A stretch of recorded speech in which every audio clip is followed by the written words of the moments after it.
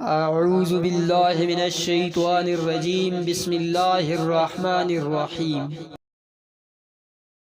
امام راضی رحمۃ اللہ علیہ کے زمانے میں دہریوں کا بڑا زور تھا۔ اللہ تعالیٰ کے وجود کا انکار کرنے والے کو دہریہ کہا جاتا ہے، اور یہ منکرین خدا یہ چاہتے تھے کہ عقل کے ذریعہ اللہ تعالیٰ کے وجود کو ثابت کیا جائے۔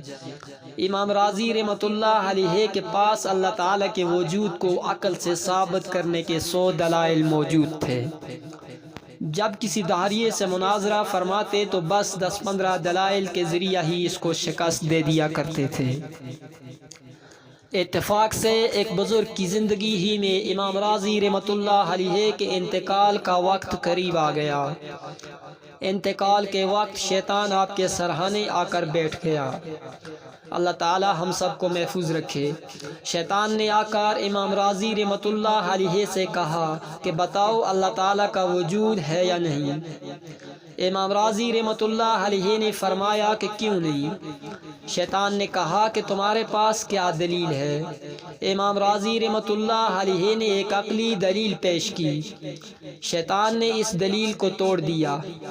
امام راضی رحمۃ اللہ علیہ دوسری دلیل دی، شیطان نے اس کو بھی توڑ دیا۔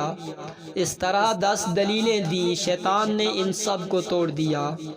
اب امام راضی رحمۃ اللہ علیہ دلائل پر دلائل دیتے چلے جا رہے تھے اور شیطان ان کو توڑتا جا رہا تھا۔ جب 60-70 دلیلیں پیش کر دی اور شیطان نے ان سب کو توڑ دیا تو اب امام راضی رحمۃ اللہ علیہ کو بڑی فکر اور تشویش ہوئی کہ یہ کون شخص ہے جو میری ہر دلیل کو توڑ رہا ہے اور میری ہر دلیل کا ایسا جواب دے رہا ہے کہ مجھے لاجواب کر دیتا ہے۔ اگر خدا نخواستہ اسی رفتار سے یہ جواب دیتا رہا تو ذرا سی دیر میں میرے دلائل کا ذخیرہ ختم ہو جائے گا، اور جب میرے پاس دلائل کا ذخیرہ ختم ہو جائے گا تو اس کا مطلب یہ ہوگا کہ اللہ تعالیٰ کے وجود میں عقلاً مجھے بھی شبہ ہو گیا اور میرا یہ آخری وقت ہے۔ اگر اس آخری وقت میں اللہ تعالیٰ کے وجود میں شبہ ہو گیا تو میرا خاتمہ بھی خراب ہو جائے گا۔